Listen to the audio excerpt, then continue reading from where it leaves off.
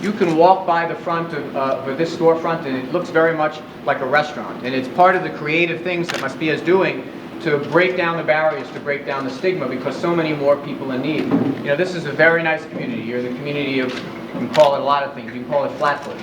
You know, here in this community, people don't think, wow, this is a community that has a lot of need, but there actually is a great deal of need in this community. And I wanted to highlight the humane and culturally sensitive way that Maspia was doing their work. Okay. I am pleased to have you all here. This is one of a series of press conferences and events we've done around the idea book that I published called Keys to the City, where we highlight ideas important to the middle class and those struggling to make it. Today we're focusing on idea number 15, which is to create a nonprofit czar at the highest levels of the city government to be a liaison with nonprofit organizations. Before I begin, let me just say thank you to Maspia, which is an organization that operates here in Queens and also in, I believe, in Manhattan as well. They provide meals to people that want them in a kosher setting and in more like a restaurant rather than a soup kitchen environment. Today they prepared about 500 meals. This is one of the busier days of the week, but this is not by no means all that unusual. There are going to be a lot of people in here later and all around. I would urge anyone within the sound of my voice to help Maspia do their work by texting to 20222 the word soup to make a contribution to help this important center continue to function.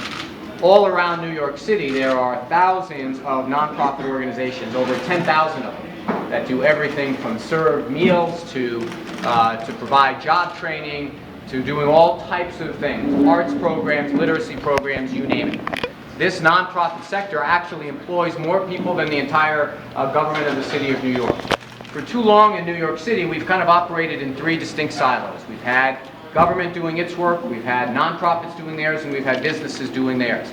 That silo mentality has prevented a lot of cooperation and collaboration from going on. Today, I'm proposing something that I hope will change that. It is the creation of a cabinet-level position for someone who would be the liaison to, a representative of, and just general facilitator of nonprofit organizations of all type. To get an idea about why this is important, this is a chart showing just the rise of poverty in New York just since 2007 to 2012. You can see there's been a 16% rise in the number of people who are poor. To give you a sense of how poor that is, you've got to be making less than basically $25,000 a year. The median income in New York City is only about $44,000 a year, so that's the median. That's still in pretty rough shape in the city of New York. So what would the nonprofit czar be in charge of doing? One, to compile a green book of nonprofits and faith-based organizations, so at one point citizens can take a look to see what kind of resources there are in their community. Second, maintain a database of need, going from the other direction. Organizations can say, communities can say, political officials can say, these are things that are needed, this is what we're looking for, and to help make the relationships.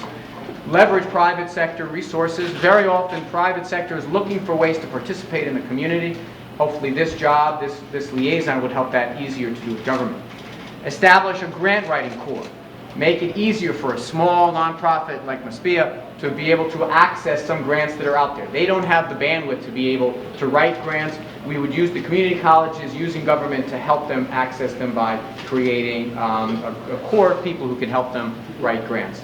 And also to digitize nonprofit infrastructure. Very often the big obstacle to a nonprofit from growing is they simply don't have the technology to be able to submit audits, to be able to submit checklists. That's why sometimes you have nonprofits who are not on the level getting away with it. One of the things I think that we can do as government is help digitize that process and make it easier. Let me just show one more chart here and then I'll take questions. This is the nonprofit economy and how big that it is. This is the number of full-time employees of the city of New York.